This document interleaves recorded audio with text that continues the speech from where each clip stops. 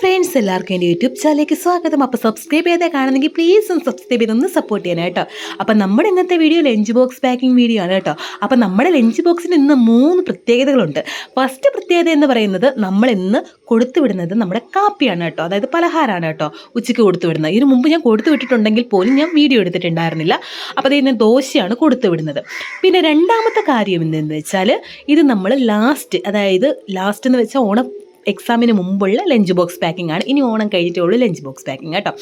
പിന്നെ മൂന്നാമത്തെ കാര്യം എന്താണെന്ന് വെച്ചാൽ ഈ വീഡിയോ മമ്മിയാണ് എടുത്തു തരുന്നത് കേട്ടോ.